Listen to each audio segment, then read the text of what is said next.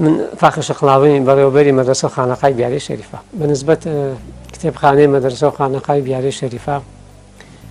لە دوای دامەزاندنیەوە کە لە ساڵی 1985 زاینیەوە کە دەکاتە 1370 هیجری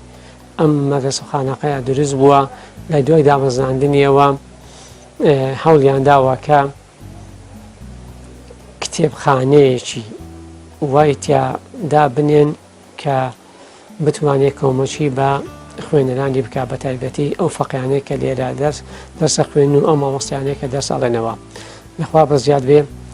نەتوانم بڵێم لە دوای ماوەیەکی کەم لە دوای ئەوەی کە شێخ عومەر ضیاءالدین سەردانی مەدینەی منەوەرە ئەکەوەچێ بۆ حەج وتاربێژی مزگەوتی بیاوەند و قاسەر بێ کتێبێ ئەنێرێ بە هەدیە بۆ ئەم خانەقایە لێی ئەنووسێ من مدينة منورة إلى بيارة الشريفة. البته ئەو کتێبەکە لێرە دانرێ و هەروەها لە تورکیا شەوە چەندەها کتێب لەو کاتەوە بە هەدیە هێنا نەدراون بۆ ئێرە و لە ئێرانیشەوە کتێبی زۆر هاتووە بە هەدیە و دیاری بۆ ئێرە و هەروەها مەدرسەکەش هەر بە ئەندازە و بە ئەندازەی پێویستی خۆی لە توانای خۆی دابێ کتێبی سێندووە بۆ ئەم مەکتەبە و ئەم خانەقایە.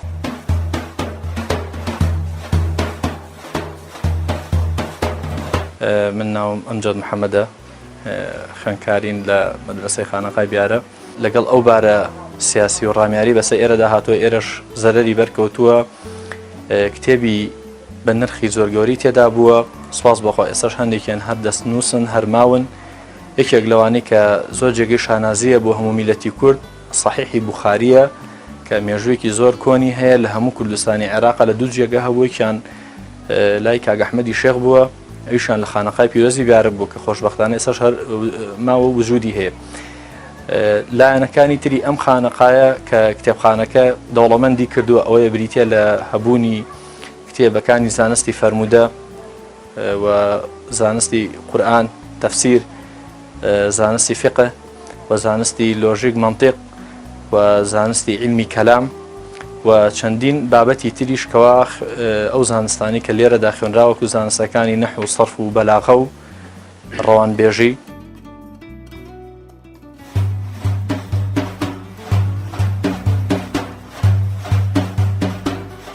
ئەم مەدرسەیە کتێبی دەستنووس و دەستخەتی گەلێ زۆر تیا بوو بەڵام لەبەر ئەو بارە نائاساییەی کە ناوبەناو ئەم منتیقەی کردوتەوە ناچار بوون بنەماڵەی شێخانی تەریقەی نەقشبەندی بە تایبەتی لە بیارە ناچار بوون کە کتێبەکان ببن بۆ مەکتەبەی ئاوقافی سلێمانی. ئێستا زۆربەی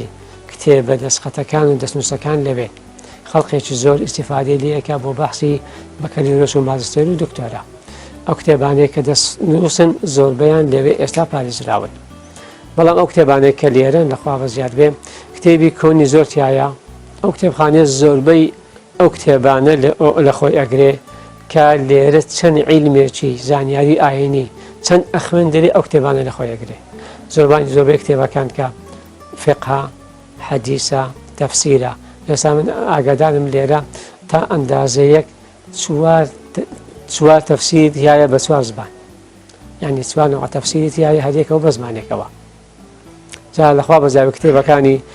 غەیری ئەم فقه و ئەم حەدیسە کتێبەکانی تری زۆر زۆرتیایە هەتا کتێبی تەندروستی و طبیشی تایە و کتێبی فارسی تایە و کتێبی ئەو 12 عیلمێکەوە مەشهورە ناو خەڵکە زۆربەی کتێبەکانی تایە و لێرە مەوجودن.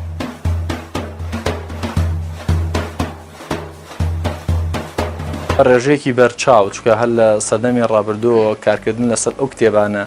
کە دەست بەدەست لە زانانی پێشینی ئێمەوە گەشتووە هەتاوەکو ئەو مامۆستا بەڕێزانەی کەوا لێرە دەرسیان خوێندەوە دواتر بوونەتەوە بە مامۆستاوانە بێژ لێرە و دەرسی زانستەکانی شەرعیان لەم مەدرسەیەوتێتەوە گرنگیەکی زۆر ئەو تۆی هەبووە لە پێگەیاندنی تاک لە خزمەتکردن بە گەل و نیشتیمان و وڵات و هەروەها دووربوون لە عنف و توندوتیژی چکە ئەو زانستانی کە لە کتێبخانەی خانەقای بیارەدا خوێنراون بریتی بوون لە پێگەیاندنی کۆمەڵێک کەسایەتی کە ئێمە لە مێژووی گەلی کوردمانە زۆر شانازیان پێوە ئەەکەین. نمونەی کەسانی بەرزی وەکو مەولانە خالیدە وەکو نالیە مەحویە سالمە ئەم کەڵە زانانەیە و ڕابەرانی هەموو شۆڕشەکانی گەلی کوردن کەوا ئەگەر نەڵێن هەمویان بەڵکو نیوەیان پێگەێنراوی ئەم مەدرسانەی ئێرە بوون یاخود مامۆستاکانیانی کێ بووە لە خوێندکارانی ئەم مەدرسەیەکەوە لێرە خوێندویانە ئەو کتێبانەی کەوا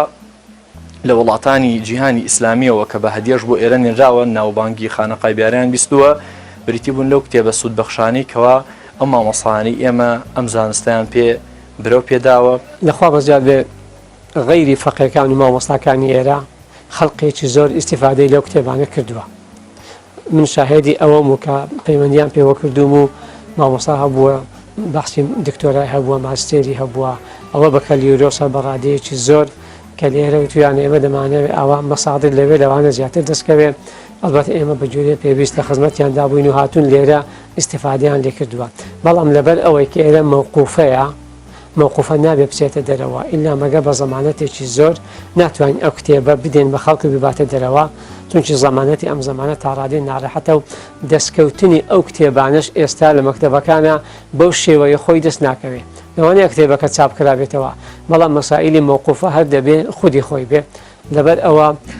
خەڵک دەبێت لێرە ئیستیفادەی لێ بکە نەک ئەوەی ببەنە دەرەوە وڵاهی بەداخەوە خوێنەری کتێب ئێستا کەم بووە لەبەر ئەو هۆکارە تەکنەلۆژیەکی ئێستا پێیا بووە بە عامەتەن خوێنەری کتێب کەم بووە بەڵام ئەو کەسانەی کە بۆ سەردانی خانەقا دێن یان بۆ سەردانی گەشت و گوزار دێنە ئەم منتیقەیە ڕویان دەکەوێتە خانەقا بە تایبەتی مەکتەبەکەمان ئەلبەتە زۆر بە یەن و لێرە ئیستیفادەیەکی زۆری لێ ئەەکەن بە تایبەتی بۆ کەسانەی کە خاوەن بەحسن و هەروەها بەڵێ ئیستیفادەیەکی گەلێ زۆری بووە بە تایبەتیش بۆ ئەو فەقی خوێندکارانەی کە لێرە ئەخوێن و ئەو مامۆستیانە کە لێرە دەستی تێ ئەڵێنەوە بەڵێ ئیستیفادەیەکی لە ڕادەبەدەری بووە.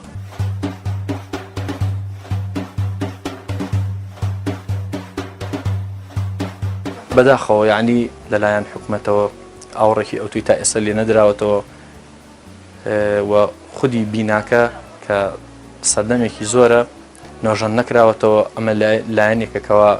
ئەبێ حکومەت یاریێمی کوردستان زۆر باەخی پێبدا ئەم کتێبخانەیە کە پەرتوکەکانی زۆر بە نرخن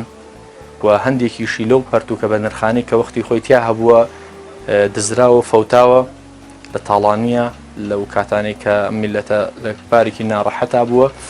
زەرێکی زۆری پێگەشتەوە بە خانەخا بە کتێبخانەکەی و کەمتەر خەمیەکی تریش ئەوەیە کە حکومەت ینی ئاوڕ لێرە نادۆ هەبوونی ئەو کتێبە باشانەیەکەوە لە وڵاتانی عالەمی ئیسلامیە هەیە و لێرە وجودی نییە یعنی ئەگە خوێندکارێکی ئێمە کتێبێکی بوێت یعنی بە چەندەها سەرچاوی ئینتەرنێتی بەکاربێنێت تاوکو بەدەستی ئەگا لەبەر ئەوە منتیقەیەکی کە حدودیە بە تایبەتی تاڵان ڕوویتی ئەکرد تاڵان ڕوویتی ئەکرد و زۆربەی کتێبەکانمان لێرە بڵێم ئەتوانن بڵێم لێ ناو چوون هەیەیانە چووە لە مەکتەبەکانە فرۆشتیانە و دەستی مامۆستایانی ئاینی کەوتووە کە کتێبەکەی لێکە کاتە نووسراوم وەقفی خانەخای بیاری شەریفە یەکسێ کتێبەکەی بە خۆشحاڵیەوە بۆی نابوونێتەوە لەم بابەتەمان زۆر بووە بەڵام کتێبیشمان زۆر ماوە کە ئێستا لە تاڵان کە لە کاتی ئەوەی کە تاڵان کراوە و نەگەڕاوەتە بۆ خانەخا سەردەمی ئەو کتێبانە ئەگەڕێنەوە بۆ 70 تا 100 ساڵ پێش ئێستا هەتا بازێکیشیان مۆری شێخ عومەری پێوەنج سەردەمی کتێبەکان لەوانەیە عنوانەکانی بۆ 100 عنوانێک لەوانێت تیای بێ عدەدی کتێبەکانیش ئەوە بێحەز زۆرە لەوانێ خۆی لە 2000 کتێبێکدا بێ بە خۆشبەختیشەوە ئاڵێن لەگەڵ مامۆستاکانە هەولێکی زۆرمان داوە هیچ ساڵێک نییە ئێمە ئەندازەیەکی چاک لە کتێب لە نمایشگاکانی هەولێر و تارانە شوێنەکانی تریشەوە ئەگەر بکرێتەوە ئینشاڵە بە جۆرێ پێویست و بە جۆرێ ئەوەی کە نوقسانیمان هەبێ ئێمە نوقسانی ئێرە پڕ ئەەکەین و لەو کتێبانێک کە لەوێ دەسەکەەوە لە بەرنامەماندا ئینشاءڵڵا هەم شوێنەکەی فراوانتر بکرێن ئینشاءڵڵا و هەر لە لایەکی تریشەوە ئێمە دەمانەوێت بەڕاستی ئەم مەدرسەیە بەس خوێندنی ئاینی لە خۆیەوە نەگرێ بەڵکو محاولە ئەکەین ئینگلیزی و کۆمپیوتەریشی تیا بوتێتەوە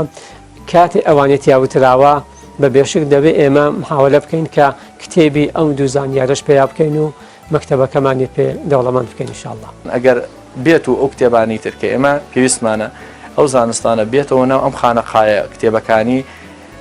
سوپاس بۆ خۆ مامۆستاکانی ئێرە زۆ بتوانان بەبێ هیچ کێشێک دەتوان ئەو زانستانش بڵێنەوە بەڵام